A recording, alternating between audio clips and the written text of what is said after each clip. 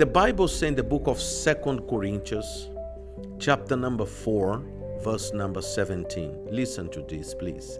2 Corinthians chapter 4, verse number 17. The Bible says, "For our light and the more momentary troubles are achieving for us a eternal glory that is far beyond the man's imagination."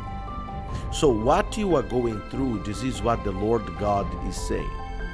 It's just something that it will become like a testimony unto you.